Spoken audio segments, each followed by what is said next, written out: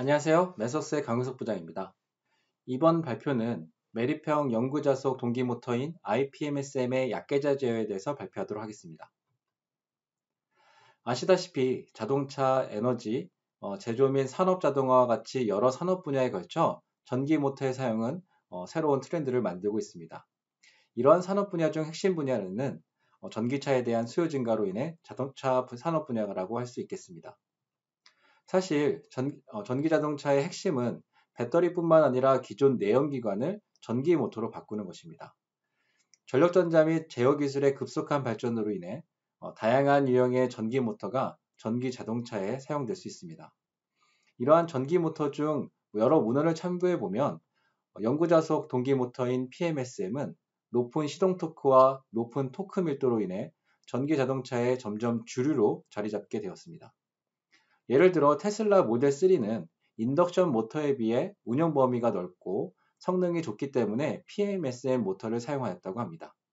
그래서 전기차 시장에서 트랙션 모터로는 PMSM을 주로 사용합니다. 또한 전기자동차는 주행 중에 고속으로 동작하기 때문에 고속 제어가 필요로 합니다. 따라서 제어 기법으로서 약계자 제어인 필드 위크닝 컨트롤이 PMSM의 고속 제어로 사용됩니다. 그래서 본 발표에서는 PMSM 모터에 대해서 약계자 제어에 대해서 좀 다뤄보도록 하겠습니다. 이를 20A에 새롭게 출시된 모터 컨트롤 블럭셋을 이용해서 PMSM의 실제로 약계자 제어를 인베디드 하드웨어에 배포하는 데모를 보여드릴 것입니다. 그런데 모터 컨트롤 블럭셋은 럼포드 파라미터를 갖는 선형 PMSM을 사용한 약계자 제어를 합니다. 실제로 PMSM은 토크 리플이나 세츄레이션 등과 같이 비선형 특성을 가지고 있습니다. 그래서 고속 동작 시 꽤 많은 토크 에러를 발생하게 됩니다. 이를 보완하는 방법으로 본 발표에서는 룩업 테이블 기반의 두 개의 약계자 제어 알고리즘을 다룹니다. 두 개의 알고리즘은 속도 기반 약계자 제어와 최대 자속 기반 약계자 제어가 있습니다. 그리고 이때 약계자 제어를 위해 만드는 룩업 테이블 데이터에 대한 캘리브레이션을 최적화 방법을 사용하여 자동화하는 방법에 대해서 소개할 것입니다. 먼저 PMSM 모터 제어에 대해서 알기 위해서는 필드 오리엔티드 컨트롤인 FOC 제어 알고리즘에 대해서 아는 것이 약계자 제어를 이해하는 데 도움이 될 것 같습니다. 삼상 모터인 PMSM 모터를 제어하기 위해서는 다음과 같이 복잡한 구조를 갖는데요. 회색 부분이 실제 모터 하드웨어를 나타내는 부분이고 파란색이 모터 제어 알고리즘을 나타내는 부분입니다. 모터를 동작하기 위해서는 원하는 속도를 얻기 위해 전류를 제어해서 모터의 속도와 토크를 제어합니다. 이를 손쉽게 제어하기 위해서 좌표 변환을 하게 되는데요. 삼상 모터인 PMSM은 시간 영역에서 삼상 전류 좌표계로 표현됩니다. 그리고 파크 클락 트랜스폼은 삼상 전류 좌표계 대신 서로 직교하는 D축과 Q축으로 구성된 회전자 좌표계로 변환해서 삼상의 전류 제어를 단상의 전류 제어로 변환해 제어 구조를 쉽게 만드는 좌표 변환 방식입니다. FOC에서는 두 개의 루프가 있는데요. 바깥쪽 루프에 있는 속도 PI 제어기는 원하는 속도를 내기 위한 토크 레퍼런스를 만들고요. 전류 레퍼런스 제너레이터에서는 전류 제어의 레퍼런스 전류인 D축과 Q축 값을 생성합니다. 이를 시뮬링크 모델로 다음과 같이 표현하실 수 있습니다. FOC에서는 D축의 전류를 0으로 하고 Q축만을 제어하여 원하는 속도를 만들어냅니다. 그래서 이 값을 레퍼런스로 하여 전류 PI 제어기가 내부 루프로 구성되어 있습니다. 전류 제어 값을 원래의 삼상 전류로 넣기 위해 역으로 좌표 변환하는 구조를 가지고 있습니다. 그런데 차량의 트랙션 모터를 제어하다 보면 고속 주행이 필요하게 됩니다. 고속 제어가 되면서 최대 토크를 갖도록 제어하는 것이 필요한데요. 다음 그림은 모터의 각속도 대비 토크, 고정자의 전압 및 회전자의 자속에 대한 그래프입니다. 모터 용량에 따라 베이스 속도가 결정되는데요. 이 베이스 속도 기준보다 낮은 속도에서는 일정 토크 영역이라고 합니다. 충분히 고정자 전압을 인가할 수 있어서 속도에 따라 전압을 높일 수 있고 최대 토크를 유지할 수 있습니다. 이 영역에서는 FOC 제어로 원하는 모터의 속도 제어 목표를 달성할 수 있습니다. 그런데 속도가 올라감에 따라 인버터 등의 한계로 인해 고정자 전압을 올릴 수 없게 되는데요. 이때 일정 파워 영역에서 약계자 제어를 하게 됩니다. 약계자 제어의 컨셉을 설명하면 다음과 같이 PMSM 모터의 전기 모델과 기구 모델 수식을 가지고 말씀드릴 수 있겠습니다. 좀 전에 말씀드린 것처럼 고정자에 인가되는 전압은 한계치가 있는데요. Q축의 전압을 수식으로 표현하면 다음과 같습니다. 여기에 이 부분이 역기 전력을 나타내는데요. 오메가 2가 속도이고 람다 PM이 자속입니다.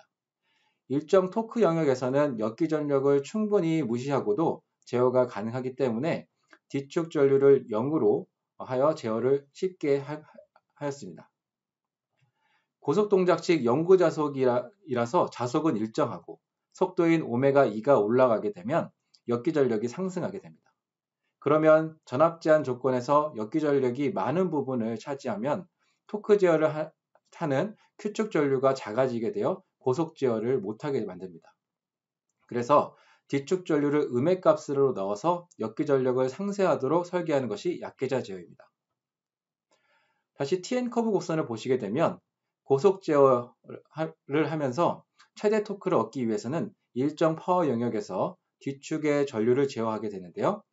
전류를 제어해서 최대의 토크를 얻는 방식을 맥시멈 토크 퍼 암페어 MTPA라고 하는데요.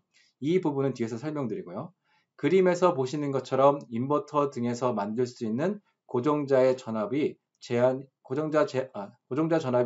걸려서 일정하게 되는데요. 모터의 파워는 각속도 곱하기 토크인데 파워는 일정한 상태에서 속도가 올라가면 토크를 줄이게 됩니다. 그러면서 회전자의 자속도 감소하게 됩니다. 작은 자속에서 동작해서 약계자 제어 또는 약자속 제어라고 합니다. MTPA를 사용한 약계자 제어는 다음과 같은 구조를 갖는데요. 기존의 FOC 제어 구조와 유사합니다. 다만 전류 지령을 MTPA 알고리즘을 사용하여 생성하게 됩니다. FOC에서는 뒤축 전류는 0으로 제어하고 Q축 전류만 토크 값에 따라서 생성하면 되었습니다. 약계자 제어는 뒤축 전류가 0이 아닌 음의 값을 갖도록 MTPA를 충족하는 전류 지령을 생성하게 됩니다.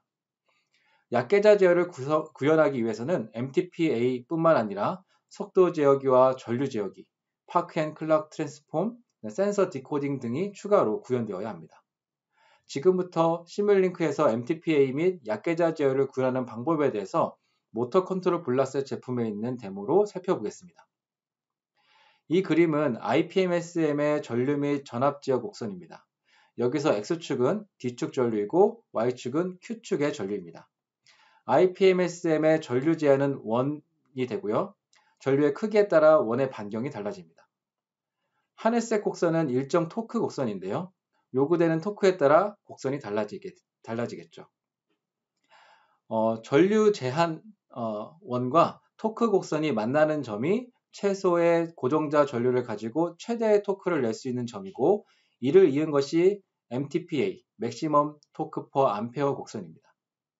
그리고 이것은 전압 제한입니다. IPMS의 경우 타원 모양을 갖는데요. 속도가 올라감에 따라 타원이 작아지게 됩니다.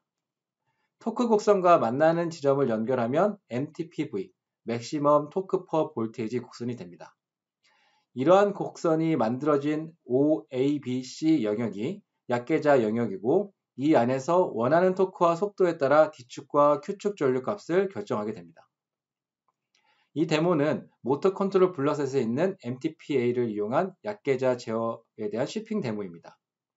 이 모델에서 속도 제어 블락 안에 보시게 되면 MTPA 알고리즘이 블락 하나로 구현되어 있습니다. 이 블락은 속도 PI 제어기로부터 나오는 토크 값과 피드백된 속도 값을 이용하여 MTPA 알고리즘을 구현하였습니다. 그래서 전류 지령 값인 D축과 Q축 전류 레퍼런스 값을 생성하였습니다. 그리고 이 모델은 작동 속도 조건에 따라서 약계자 제어기를 활성화 또는 비활성화 시킬 수 있습니다. MTPA 제어를 위해서 모터 컨트롤 블락셋에서는 MTPA 컨트롤 레퍼런스 라이브러리를 제공하고 있습니다. 이 블락은 전류 지령 값을 생성해 주는데요. 모터 파라미터를 사용하여 전류 지령을 수식 기반으로 계산하게 됩니다. 이 블락은 SPMSM과 IPMSM 모두를 지원하고요. 픽스드 포인트와 플로팅 포인트 데이터 타입을 이용한 코드 생성을 지원해서 데스크탑 시뮬레이션뿐만 아니라 코드 생성도 가능합니다. MTPA를 제외하고는 FOC 제어와 동일하게 구현되어 있는데요. 전류 PI 제어기를 보면 다음과 같이 구현되어 있습니다. 앞에서 설명드렸지만 약계자 제어기는 역기전력 전압을 줄이기 위해 음의 전류를 주입해야 한다는 것을 기억하고 계실 텐데요.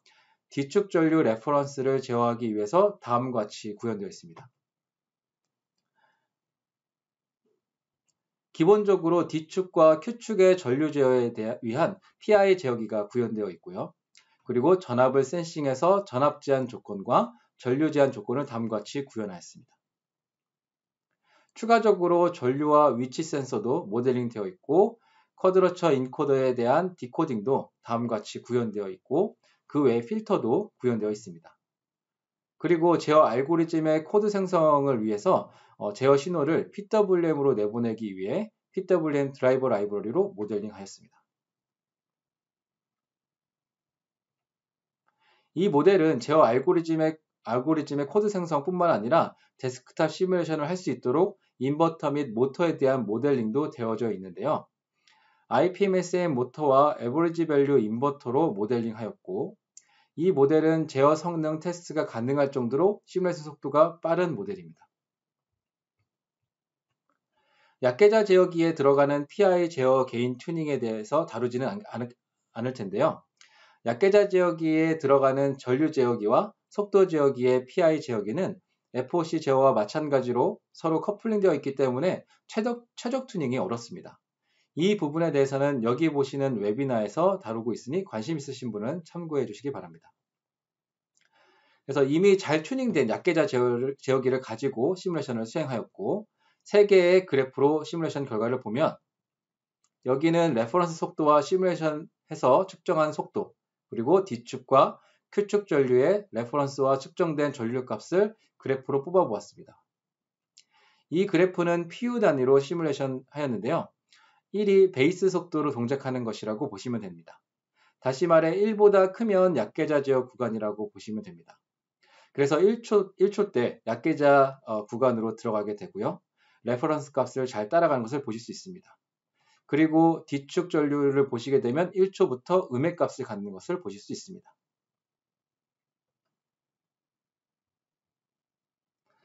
네, 다음은 약계자 제어 알고리즘을 하드웨어에 배포하여 테스트하는 것을 보여드리겠습니다. 좌측 모델은 GUI로 모터를 제어하는 호스트 모델이고요. 그리고 우측 하단에 있는 것처럼 실제 모터와 연동하였습니다. 이것은 TIC 2000 계열의 하드웨어의 제어 알고리즘을 배포한 것입니다.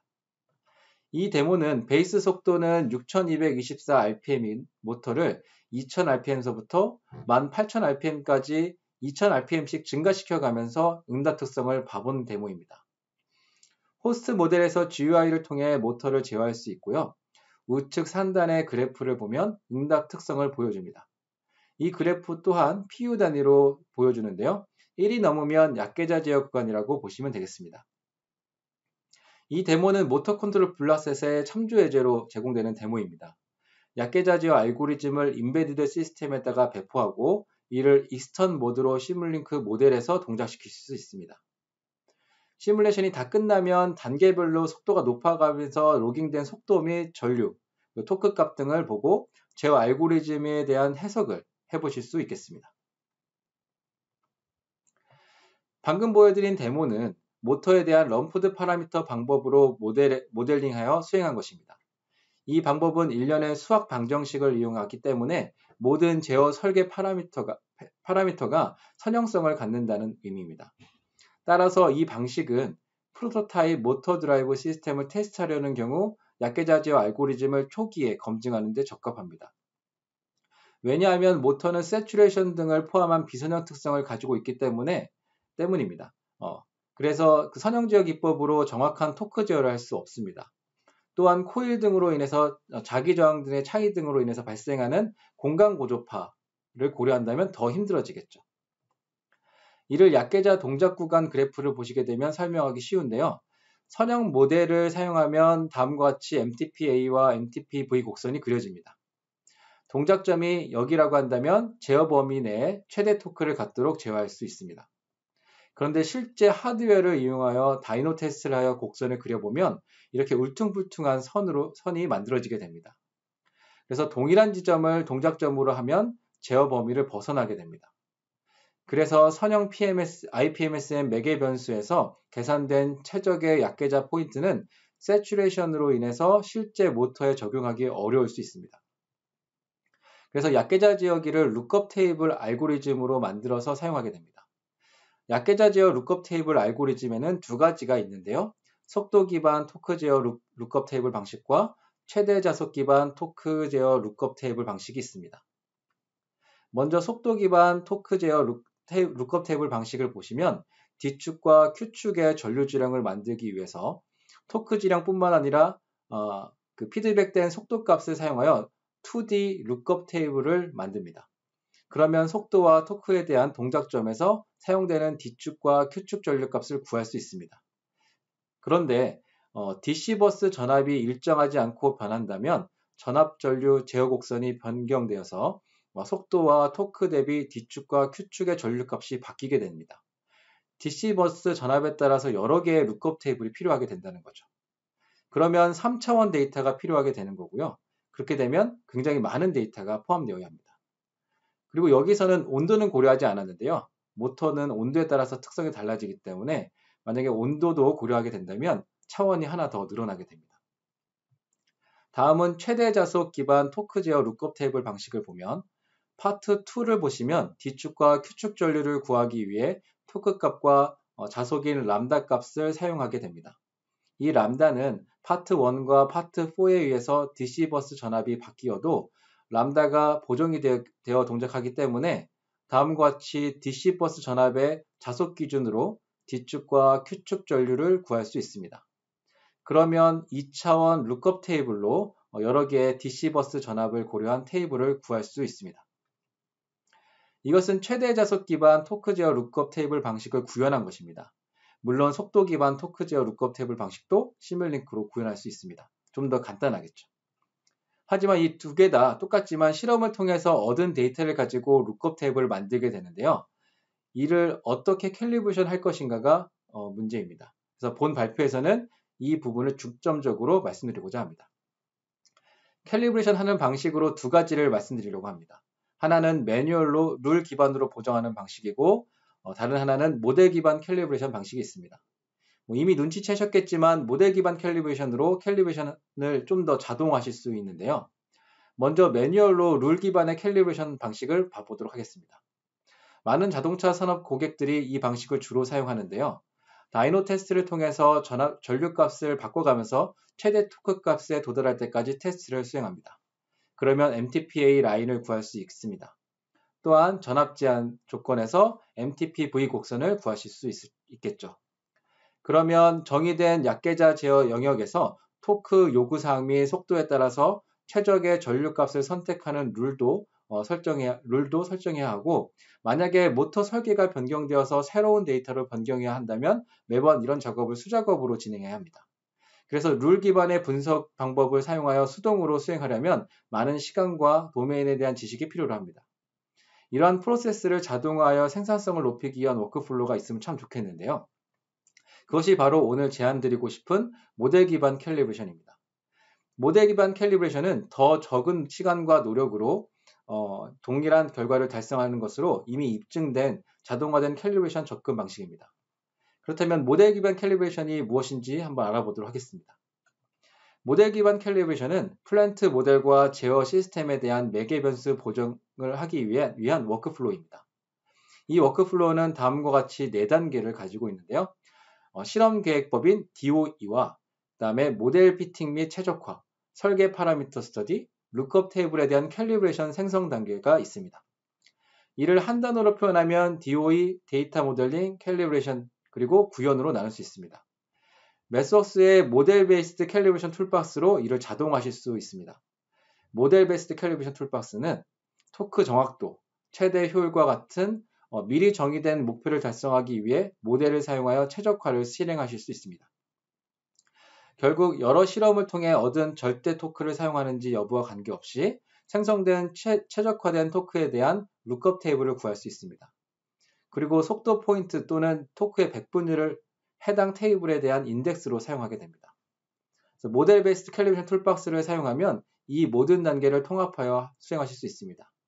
각 단계별로 자세히 한번 봐보도록 하겠습니다. 먼저 DOE부터 말씀드리겠습니다.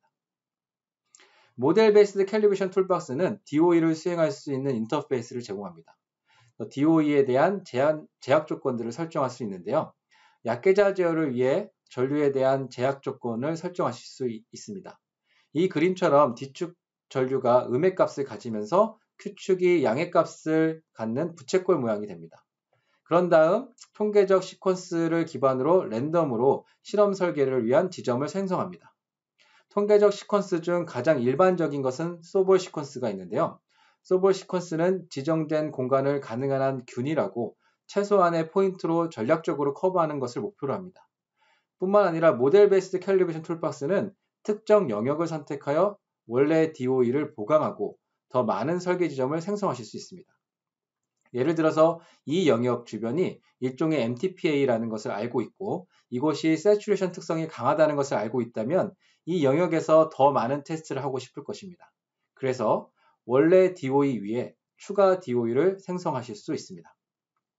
그래서 실험 설계 지점을 구했다면 다이노 테스트를 통해서 실험 데이터를 수집해야 합니다. 실제 하드웨어를 통해서 테스트를 수집할 수 있지만 매스웍스에서는 가상의 다이나모미터를 구현하여 데이터를 수집하는 방식을 가지고 있습니다. 이것이 가능한 이유는 FEM 툴로부터 설계된 비선형 특성을 표현할 수 있는 모터 모델을 심스케프 일렉트리컬인 물리 모델링 라이브러리를 사용하여 모델링할 수 있기 때문입니다. 이 모델은 모터의 세츄레이션 특성을 표현한 비선형 모델이기 때문에 실제 모터 대신 가상의 모터로 다이노 테스트를 수행하여 데이터를 수집할 수 있습니다. 자세한 사항은 하기 링크를 참조해 주시기 바랍니다. 어찌되었든 실제 하드웨어든 가상의 시뮬레이션이든 다이노 테스트를 통해서 데이터를 얻었습니다. 이제 고정적인 테스트 계획인 포인트 바이 포인트 방식을 통해 데이터를 로깅할 수 있고 앞에서 설명드린 통계적 방법을 기반으로 DOE를 수행할 수 있습니다. 모델 베이스드 캘리브레이션 툴박스에서는 이런 데이터를 가져와서 다음과 같이 시각화해 보실 수 있습니다. 이렇게 수집된 데이터를 가지고 다음으로는 데이터 모델링 과정을 거칩니다. 약계자 제어의 룩업 테이블을 만드는데 갑자기 그 데이터 모델링이 나와서 의아해 하실 수 있는데요. 모델 기반 캘리브레이션에서 만든 데이터 모델은 플랜트나 제어기에 대한 모델과는 아무런 상관이 없습니다. 그런데 입력 변수를 출력 응답에 매핑하는 통계 모델입니다. 이를 위해서 다항식, 그다음에 레디얼 베이시스 펑션 및 가우시안 프로세스 모델을 생성하실 수 있습니다. 예를 들어 현재 D축 전류와 Q축 전류 데이터를 출력으로 자속에 매핑하는 것입니다. 이것을 하는 이유는 다이노 테스트에서 가져온 로우 데이터에는 노이즈와 아웃라이어 등이 포함되어 있어서 로우 데이터를 스무스하게 만들어야 하기 때문입니다. 또한 데이터를 DOE에 의해서 자동으로 생성하기 위해서인데요. 실제 테스트를 통해서 확실하게 데이터를 획득하는 것이 좋겠지만 모든 포인트에서 테스트하기 어렵기 때문에 측정된 로우 데이터를 사용하여 보관하면 테스트하지 않은 지점에 대해서 데이터를 구할 수 있습니다. 그러면 테스트를 통해 얻어야 할 데이터 포인트의 전체 수를 줄일 수 있겠죠. 그리고 데이터 모델링의 가장 중요한 이유는 최적화를 가속화할 수 있기 때문입니다. 각각의 포인트를 기반으로 최저값을 찾는 것보다 통계적 데이터 모델을 통해서 구하는 것이 더 쉽기 때문입니다. 한 예로 모터에 대해서 데이터 모델링을 하는 것을 보면 데이터 획득 시 이것은 포인트 바이 포인트 방식으로 획득한 모델입니다. 동작점에서 토크와 속도가 사용되고요. 입력으로 D축 전류가 사용되고 출력으로 Q축 전류와 자속을 입력에 따라 매핑하여 모델링 할 수 있습니다. 보시다시피 통계적으로 만든 순수한 데이터 모델이라서 모터 플랜트 모델이나 그다음 컨트롤러 알고리즘과는 관련이 없습니다. 그리고 이 모델은 어떻게 만들어지는지 보여주는 한 가지 예일 뿐이고 실제로 다양한 유형의 통계 모델을 만드실 수 있습니다.